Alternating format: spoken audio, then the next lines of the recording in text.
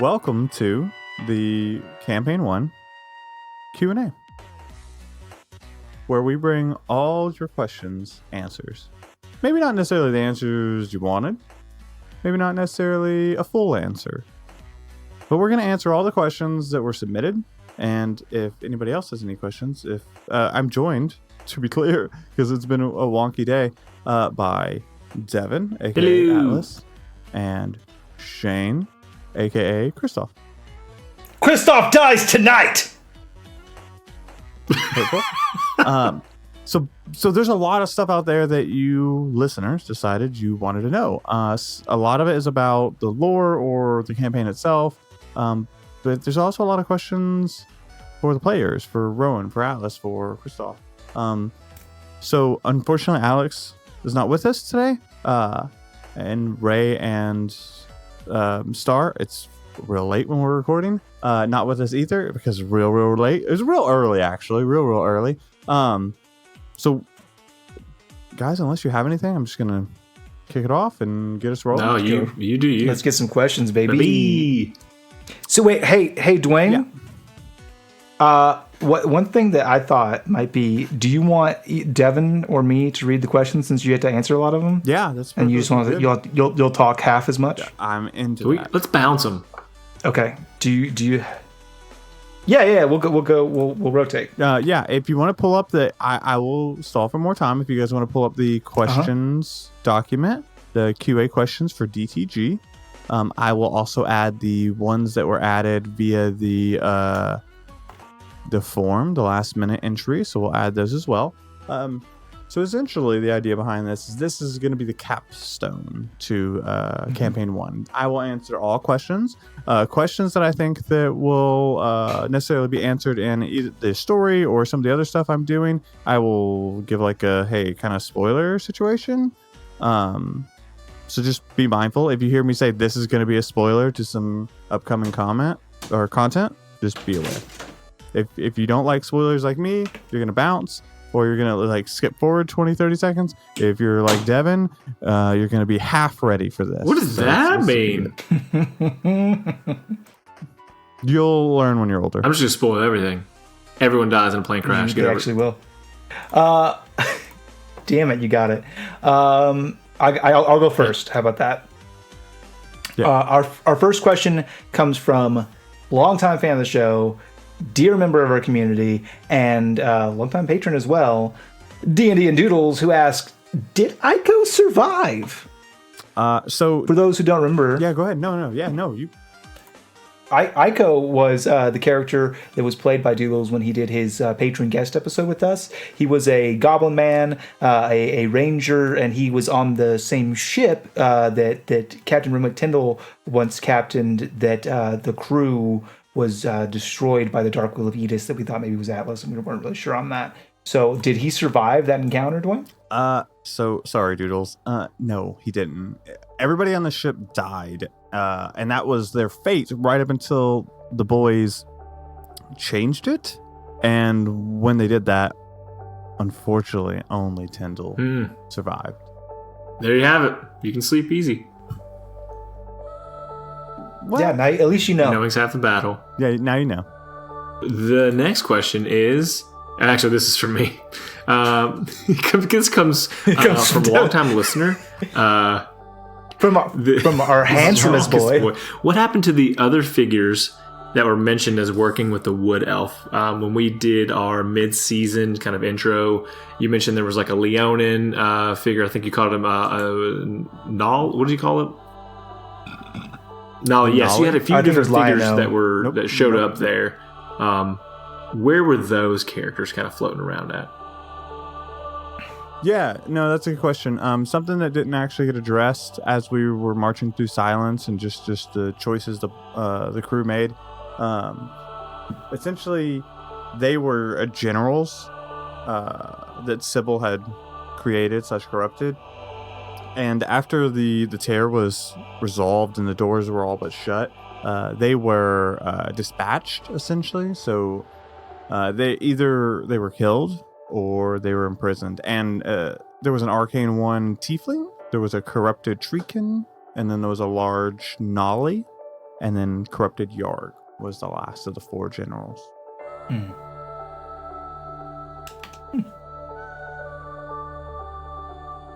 Yeesh. Oh, my turn, huh? Mm-hmm. Then I will ask the most important question on the entire list.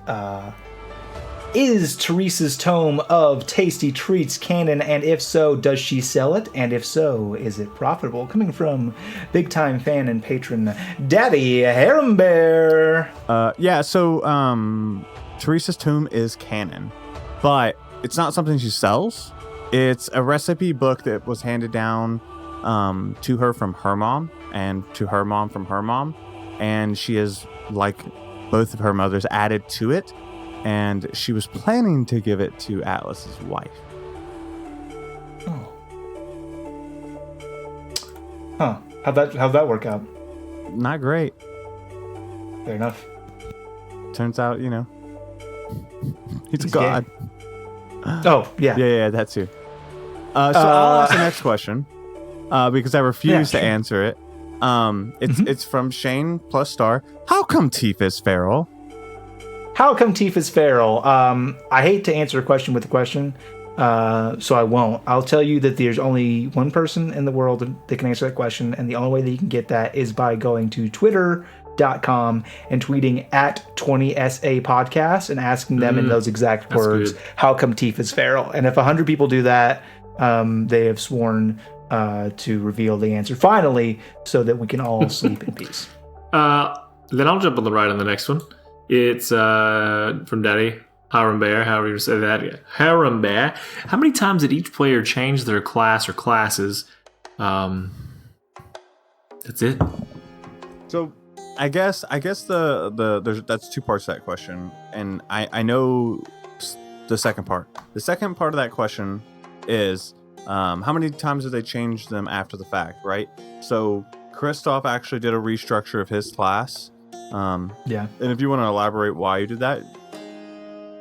I'm actually going to touch on it more in a question that comes later, because it's kind of a little bit more pertinent. Yeah, but I did one switcheroo. And then Atlas as well did a shift in class later because it narratively made sense based on the way the story went, and I think he can talk about that more. So I had, and remind me the name of it. It's the Blood Hunter. Yeah, Blood Hunter. Blood Hunter. And so he was really committed to it. So kind of the way it took is like to be cursed and to have this power. But the reason why I did it was like, okay, if I'm going to be out hunting these things, it kind of makes sense. Like he kind of has this instinctual ability to find the demons or these fiends, however you choose to perceive them. And so when that was kind of with Lauria, and that thing kind of seemed to like come around, and it was just hard to hang on to that narratively as the story progressed. I didn't want to be having to keep being anchored to that story from campaign 1. And so I talked to DeWayne about it, and it was kind of like, well, if we take this road, we're going to have to be, that's the thing with Lauria, there's this darkness that's in there, and that's going to be something you have to figure out when we get there. And so it was kind of a surprise for me too when we got to where Lauria was there. It's like, you're giving this up. She's gone. Like, we're not playing around. And so that was a surprise in game. I believe that was on the spot. Like for me, not knowing the decision. I did.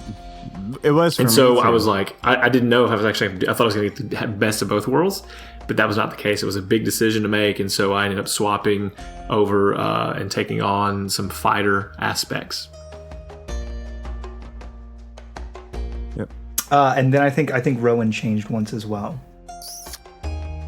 I think he shifted a bard college, if I recall correctly. Oh yeah. I didn't even. He went from college. Yeah. To me, subclass change. Yeah, I forgot about that. Yep.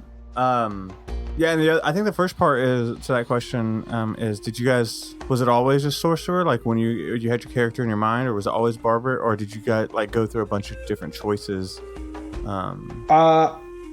I was planning a hybrid class from the beginning that just didn't pan out because I had a misunderstanding of a core concept of my build. And mine was just fear of spellcasters, and barbarians seemed to be the easiest to kind of latch onto. That makes sense.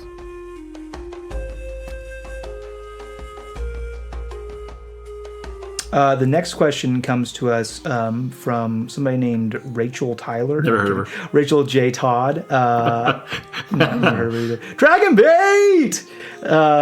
Who says, was there, and this is directly to DeWayne, surely, was there something you wanted to happen but didn't because of player choices?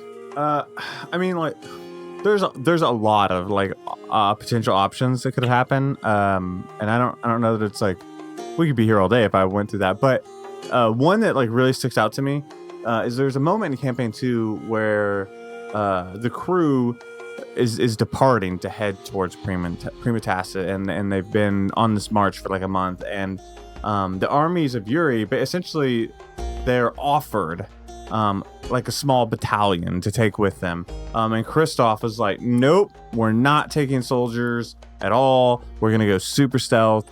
And I'd actually planned for them to take like a group of soldiers, and like they could take archers, casters, whatever they wanted. And I was going to feed that into Atlas's Battleborn background and backstory, as well as like allow them to build some NPCs and kind of like build a little bit more love into their world and get some more emotional attachments. And this just didn't happen. I fucked it up. Yeah, and Fucked it so up it's real a bad. I'm missed so sorry. opportunity. It's fine. I love the way the story turned out. That was one of the ones that I was like, oh man, we had a lot of potential there. Cool. Next one is, and this, I think this probably both of you answering this one. Is Lady Shindo canonically a jerk, or is that because of something or someone displayed themselves in the visage? I think they're referring to the flashbacks that Kristoff saw of her influence. Did they influence Kristoff the best way possible? So I guess the way that you viewed her, or maybe like we were given that you viewed her. So why don't you answer first, Shain? So I will say that canonically, Lady Shindo was a negative impact in Kristoff's life as a young man, who very clearly detested him for the way that he was born, and considered him a blight and a stain on the family. Now, whether in the torrent that was a manifestation of his mentality or an outside force, I do not know.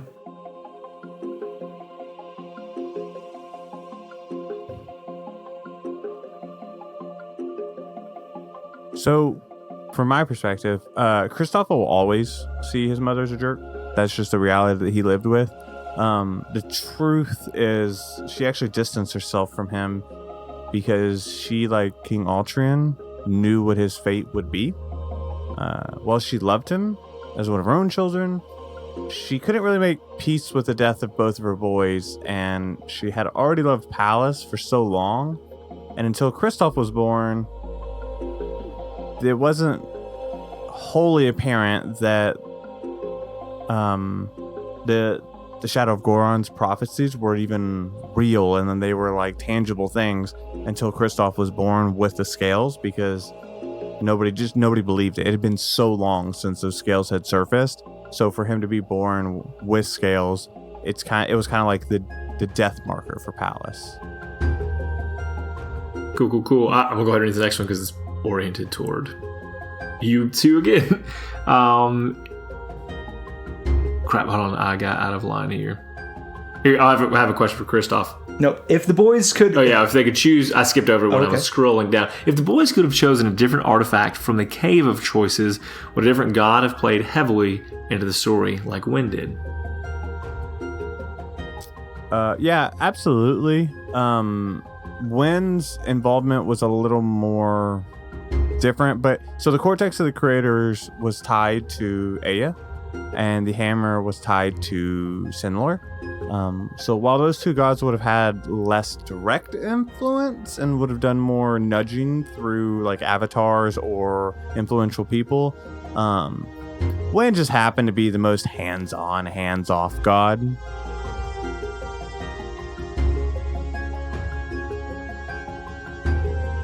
It's a question for me. Yeah. So Shift from Discord, he asked. So Shift is a real cool guy, and he had this question, which I actually am pretty excited. So he said, "Did you plan the rogue dip for Mastermind from the beginning, or did it just kind of work out that way?" Yeah, absolutely. So this is kind of where I said I would expand on my level choices later is this question. So I had a very specific build in mind for when I had Kristoff. He had to start off level 1 sorcerer. That was a non-starter, had to because of his backstory and the whole Silver Serpent of Silent aspect. Like he had to have those silver scales. It had to be his heritage. Also, always on mage armor is fantastic, and so is the extra +1 to HP whenever you take a level is awesome. But he was always meant to be a sorcerer. So a pretty common class that you can look up and see guides on that I actually played in a charity one-shot for the Nerd Asylum is a Sorcerer Paladin combination, just because of the way that spell slots work with Smite and the way that it kind of scales, and it has a really good synergy. And they're both charisma-based, so that was always my plan, but I didn't have much in terms of action economy when it came to my bonus actions specifically. I didn't want to invest in a feat to get something like Polearm Mastery or like the Shield Master feature. So I thought, well, what's the most effective way that I can incorporate a bonus action? And that is the best bonus action in D&D 5e, the Mastermind being able to give the assist action as a bonus action from 30 feet away is phenomenal. And so I said, that's what I'll do is I'll rush 3 levels of Rogue after I take my 1 level of Sorcerer. I'll rush 3 levels of Rogue, pick up Sneak Attack, pick up that bonus action, Help action from 30 feet, and then I'll start doing my Paladin levels, which I did in the show 100%. Where I failed was I had a super wrong understanding of the way that Sword Coast Adventure Guide cantrips worked. So like Booming Blade and Green Flame Blade, I thought that they stacked with extra attack and sneak attack. They do stack with sneak attack, but not extra attack. So the Paladin levels at that point were pretty redundant. I broke my beautiful boy, and I came to DeWayne and I begged him, please, can I just go full sorcerer? And he said yes, and then I never strayed again. I never walked the path of loneliness ever. Then I walked the true, straight and narrow path of straight sorcerer until the game was over. Next one. When Kristoff and team were walking to the throne room past the pictures of the Shindo line, including sons and daughters, was Kristoff's picture there, DeWayne? No. His picture was taken down. Palace made the decision when he exiled his brother that he had always planned to put Kristoff's painting back up, this time adding scales that the artist had ignored originally. However, he would never get the chance to do that. Did Justicar spawn do it later? Yeah. Justicar Spawn would have put up Kristoff's picture. He also would have put up a picture of all the heroes of Oxbane and Asriel in the throne room as kind of like a homage to the events that happened there. Does Justicar Swan keep a tiny picture of that Kristoff portrait in his wallet?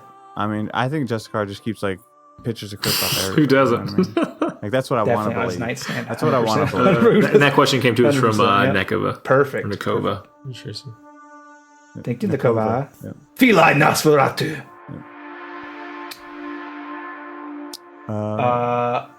This came from Star. Okay. And it is who led Axel to the Hammer of Deradin? So Ryle. Ryle took the visage of Sinlor and convinced Axel he was to be the next Deradin.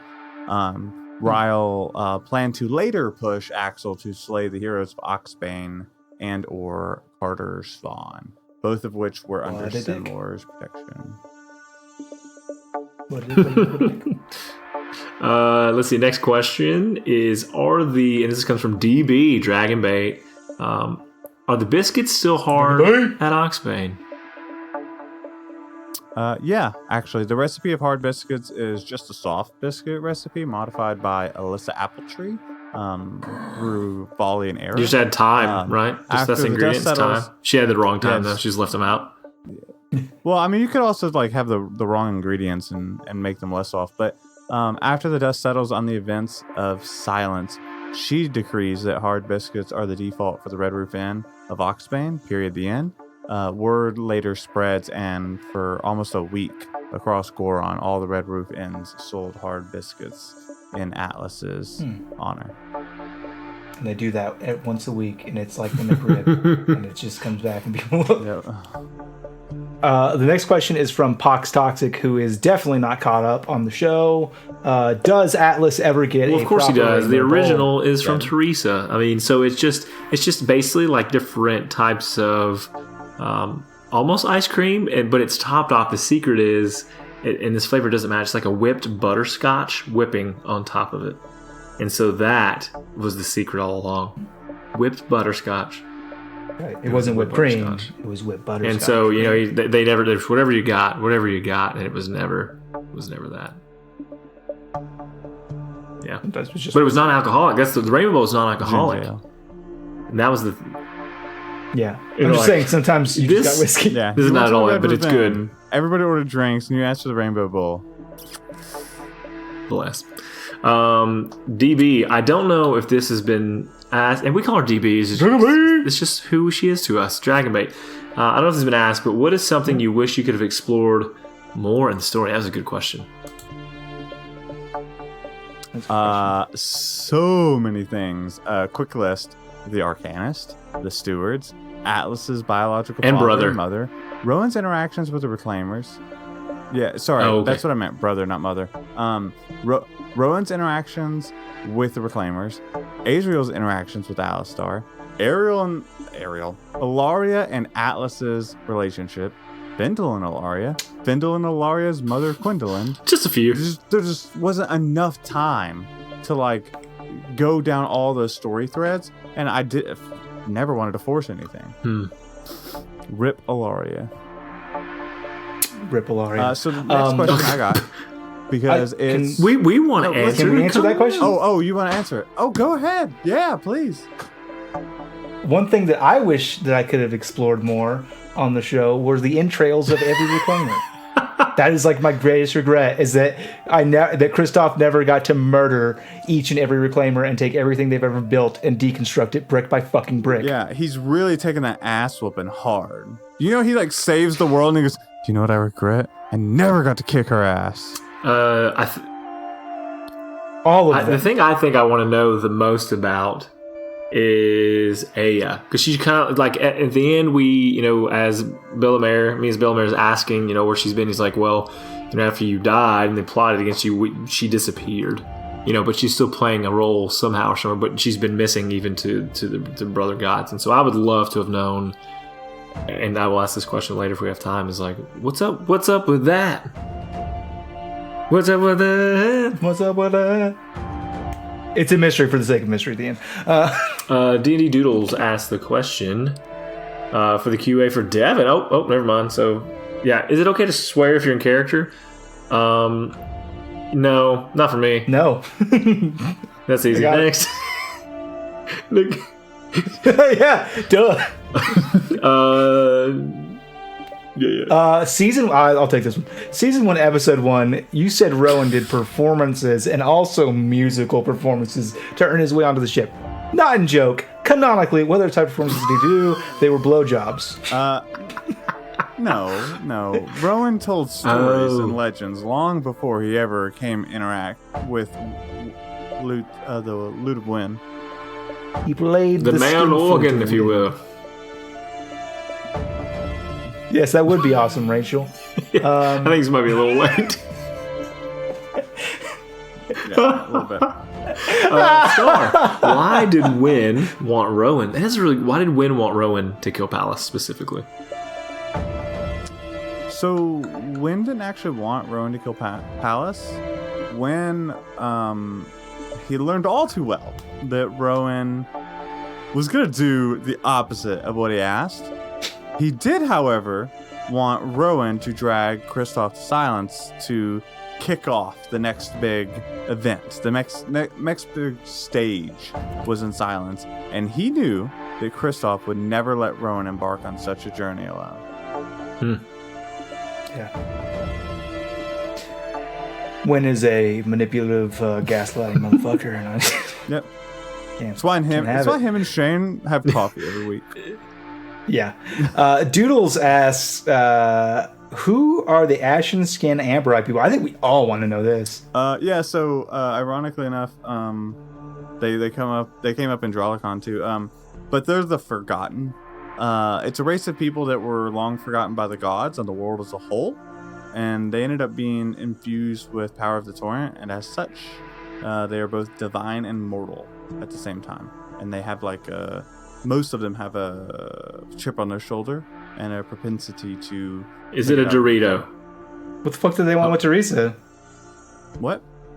What the fuck did they want with Teresa? And like the sword, like they wanted Henry to make her a sword. They wanted Henry to make her a sword.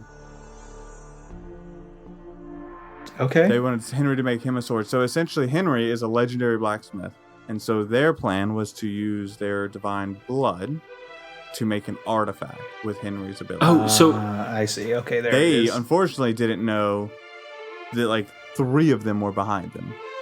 They're half divine blood with the fucking The ability torrential forging Yep. would be okay. That's fair. these are all my questions. These next 5 Hey. are my questions. Yeah, I'll read all of them. We're just gonna rapid fire this, Dwayne. All right. Did Ilaria know that Atlas is Belmar incarnate? Ilaria had no idea. Bellamar was locked deep within, though it's the fact that you had Bellamar as an underlying power was what allowed Atlas to commune so deeply with her, using the cursed sword Baltair as the focus. And Was she Atlas mentions always... Sorry, anyways. No, please, tell more. I was just... She mentions that she had never had any other type of interactions with anybody else like Atlas. So you kind of answered that one. Was Atlas always intended to be Bellamere, or was it the only interaction with the orange red torrent that caused it? He was always intended to be Bellamere from a story perspective, though transparently I never knew if Devan was gonna go for Well, and then what I like to kind of think about that is Long time. almost like Atlas would not have survived that torrent blast if it had not been. And I think it was almost kind of like the awakening absolutely. of that. Yep. Yeah, that was like what kept him alive, right? Like the brink, the seal. What are the different colors of the torrent and their properties? Do they matter? So they do. I mean, man, honestly, all right. Real quick, the torrent is the life force of Goarahn. It's the very essence of magic, and as such, it carries many different forms. But while their colors and properties may change, they all link back to one raw fountain of magic and essence of being. Essentially, the following colors: red, blue, black, lavender, white, silver, gray, green, and gold. It's just a shit ton of text that goes over all of these. The important ones, realistically, in my opinion, are blue is the pure form. Good shit. Yep. Red is when the torrent is tainted by rage. Tainted. Yep. White is basically the other side, the other state after you pass, because everybody passes into the torrent when they go to the white portion, a la Kristoff's moment in his vision. Finale. Yep. And then silver is the exclusive use of androns, and It's also the tastiest. It's also the tastiest, and there's very, very, very few mages who know how to use it, but every time they do, they risk andron detecting that, and he does not. Hey! Hey, you got an extension But cord running into my house? I'll copy the longer description into the Patreon. So if you're not a patron, I apologize, Be but one. I would just be reading the giant wall of text. Okay, and why did the gods kill off Bellamere? So they didn't kill him. That was against the rules. The 5 of them were bonded by their creator or creation, though none of them would ever learn who created them or why, or if they had always just been. The reality led them to the idea that they would need to imprison Bellamere inside a powerful relic. So Ryle, Sinlor, and Wynn set up a trap for Bellamere. Bellamere trusted his family, even though he knew he shouldn't. The 3 trapped Bellamere in Willow. Though Wynn had little to do with it, he was an accomplice. So he stole Willow away shortly thereafter, hiding it from everyone else, until one day, knowing Bellamere would need to return to Goarahn for his interest, for providing a fun story. It was the only way he saw the story progressing in a meaningful way. When? Do we get a sneak peek of the new campaign? That's a question for me, and this is what I was planning on doing from the get-go when I saw this question. I'm going to allow everyone, starting with Devan, then DeWayne, and then me, to describe their experiences thus far in Campaign 2 in one word. Devan? I wish I had prepped this. This was prepped. Difficult? Yeah. Nope. Okay, DeWayne?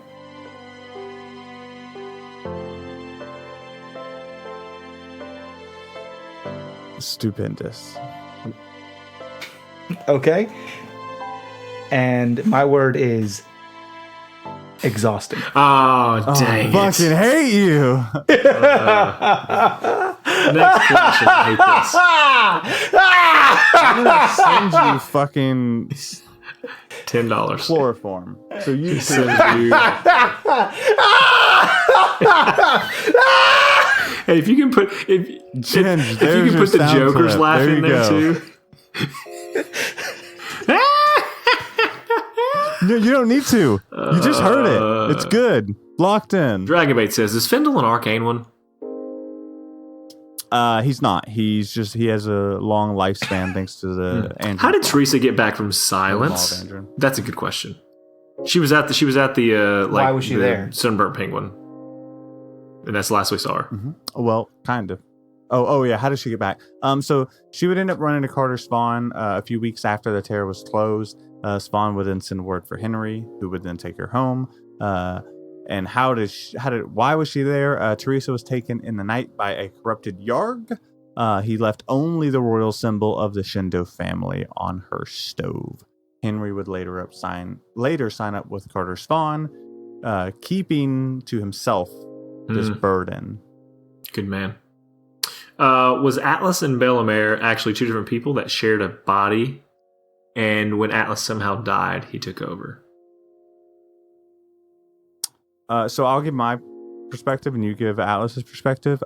So to me, think of Atlas as an alter ego. Bellamere is the god of love and war. He is, as a whole, balanced, fair, and kind. When he was sealed away, the war side of his personality was muted or suppressed. While Atlas loved to fight and went on to become a powerful warrior, he was always very pure of heart, and his raging abilities came from his innate divine powers, which would later become corrupted and began a descent into madness.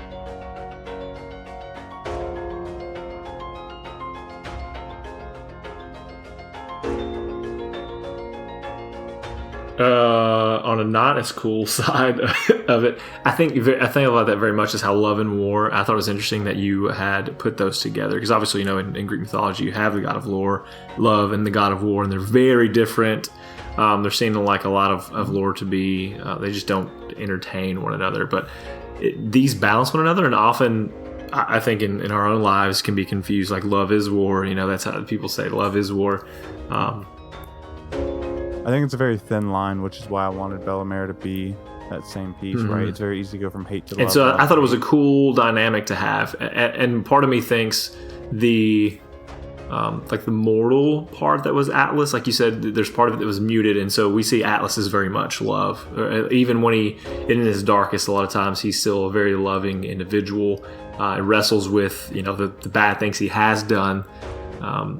So that when he becomes the god Bellamere, that immortal side of him that can see everything from beginning of time to where any time is going, 50-foot view, yeah. suddenly the relationships he had as Atlas, while they were important, now things are much more are much bigger. So yes, there's part of him that still knows Kristoff and Rowan and Ezreal, they're important figures, but there's all of this from all of time he's got to look at too. So from Shimwell, does Tyndall ever get his boat? Yeah, so he does. And so spoilers coming. Warning: he's going to come up and chasing Kristoff. But to further that, Captain Tyndall goes on to claim a mighty ship from the Silentium Kingdom at Carter Spawn's request. At the time, he was still a bit of a lush, And then when he learns of Atlas, Rowan, and Kristoff, that they all essentially sacrificed their lives from his perspective, he felt another wave of survivor's guilt. This time he was determined to turn things around, and as such he took on a ship, a crew, and set sail for Eos, and then they would then begin hunting fiends and dispatching the remaining ones from the coastline, and he vowed never to leave anyone behind ever again. And then how the F is Arya alive? Same question about Shinwa. Yeah, how the fuck is Ilaria alive? Yeah, okay, cool. So Ilaria was actually never destroyed. She was simply banished from the sword. And so, like I said, when people on Goarahn die, they go into the torrent, and you either get fucked up real bad and get corrupted, or you get summoned back, or you move on to the next phase. When she was ripped from the world, she was thrown into the torrent once more. Her soul was still like cluttered with strife, and unable to find rest, she comes upon the resting place of Aya, and learns that Goarahn was never alone and was never meant to be a single existing world. She learned that Aya had always planned to open the doors to Goarahn to connect it and its peoples with other worlds. As such, she was able to use a gift from Aya to travel to other worlds, where she would meet the Grand Magus, who made it his business to travel between worlds and timelines. His goal has always been to save people and learn new magic. So Ilaria and he meet, and as he stumbles through the portal he had just constructed in his home world, she talks about magic and the torrent, and his interests are piqued. The two go back into the portal together on their own adventure, looking for Goarahn. Very nice, I like. These look like they're maybe from all the same person. I don't know who copy and pasted them, but you can. These are all from. Yeah, so I posted these, and I'll let you guys have on these. These are all from Doodles, and they're like questions for Rowan and Kristoff and Atlas. I'll answer all the Rowan and Kristoff, obviously.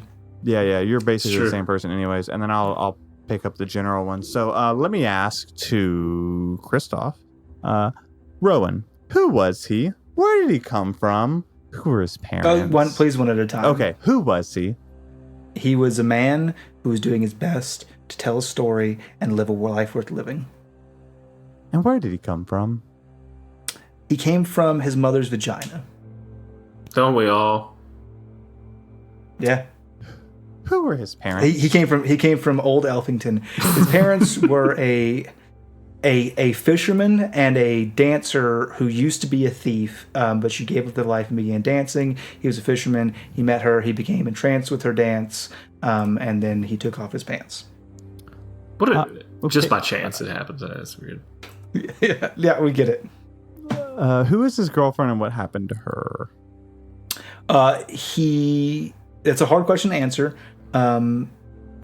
You're referring to Rosalind? the later Rosalind. So Rosalind was a woman that Rowan met when he was younger, when he had actually just fled from his family, who he left out of a sense of duty for them not having enough means. He then was an urchin for some time, and he was a thief. And then moving on from that life, he became a bard, and he learned music, and he met Rosalind, who he had a amorous relationship with, who he never loved. And when he realized that he didn't love her and could give her the life that she deserved to lead with someone who truly loved her the way that she loved him, he paid his debt, so to speak, by leaving her a stack of gold coins and vanished into the night.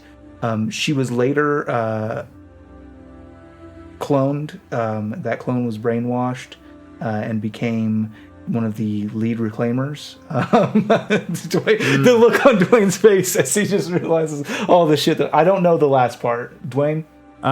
So Rosalind ends up finding refuge with the reclaimers. More of a nowhere else to go, and by sheer happenstance. And it's one of their creeds to kind of like wipe slates clean, because emotions tend to get in ways when reclaiming things, as Rosalind will soon learn.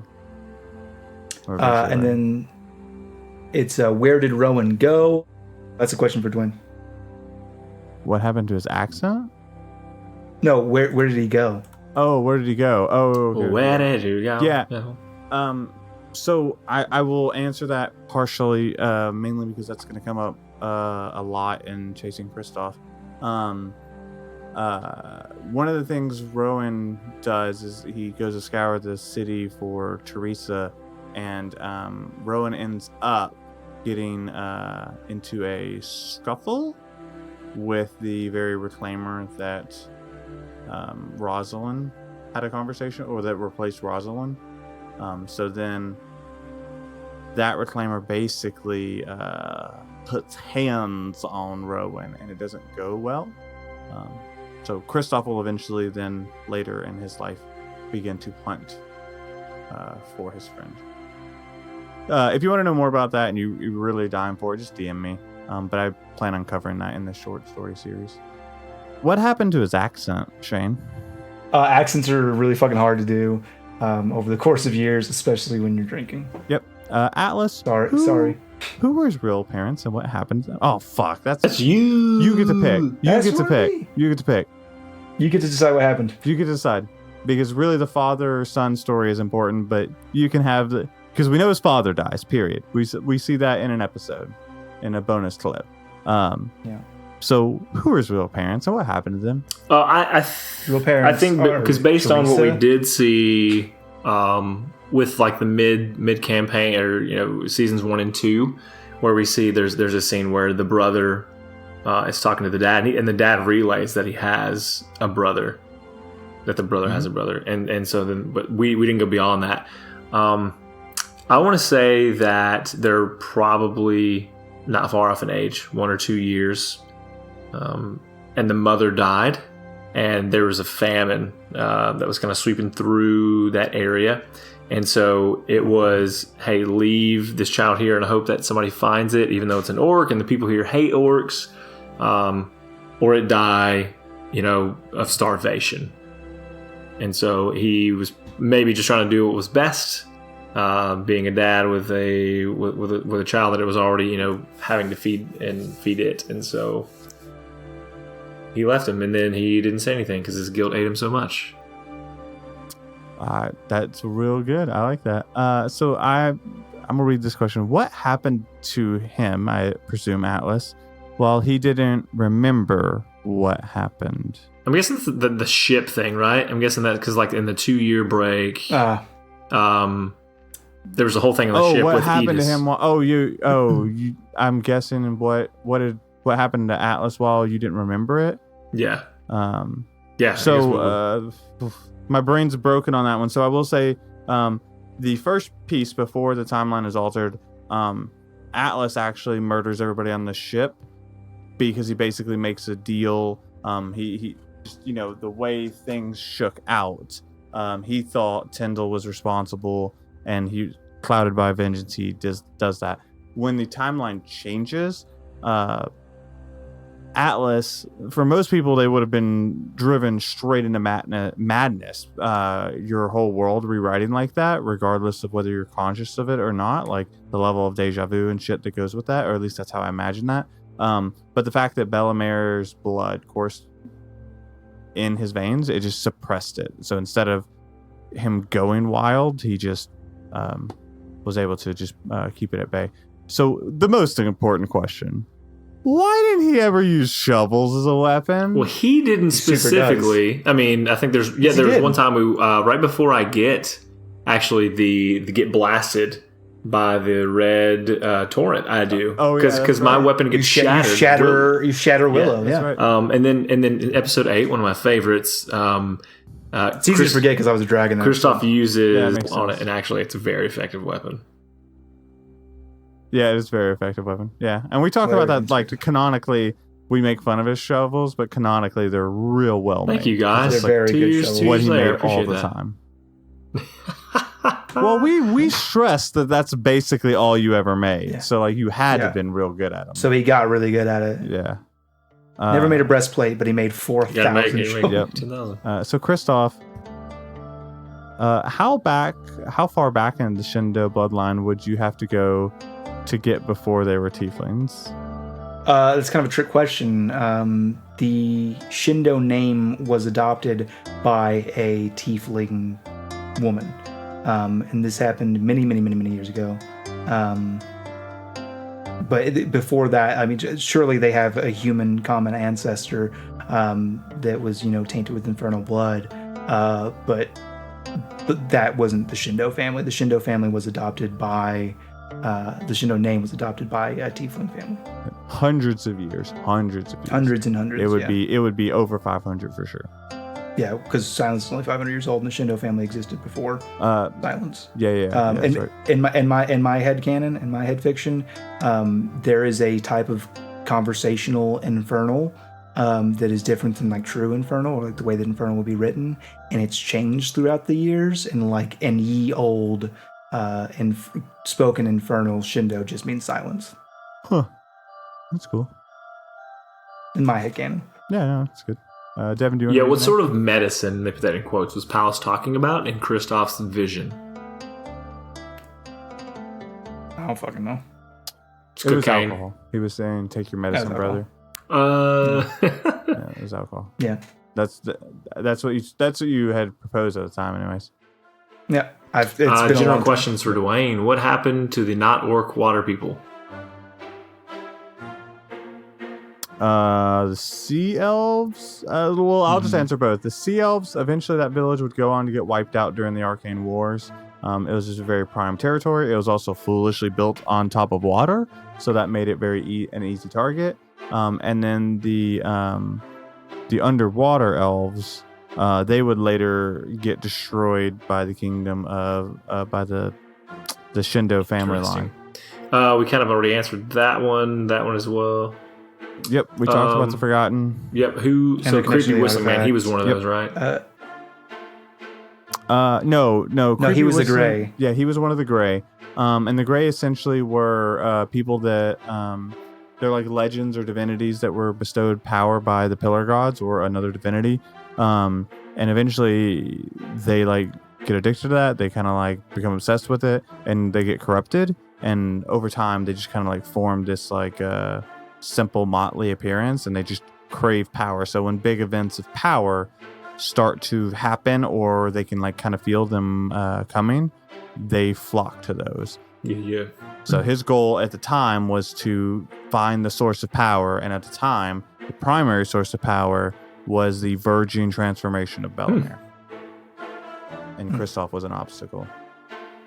We already answered these, and then who is Aya / what is she the goddess of? Like, what's her domain? Yeah, so she is the goddess of fate and time, I believe. Let me pull up my notes, because like it's definitely creation kind of. Yeah, she's got a creation vibe. It's definitely fate and time. I'm looking up her exact title, because every one of them like had like it's Sin Lord the Just, Win the Wise, Ryle the Aya the Broken. Yeah, Ryle Shain, Aya the Broken, and so she's the goddess of time and creation. Yep. Okay, where is she now? She's obviously bebopping through the multiverse. No, actually, if there's a short story that talks about where she is, she is essentially the most powerful of all 5 of the Pillar Gods.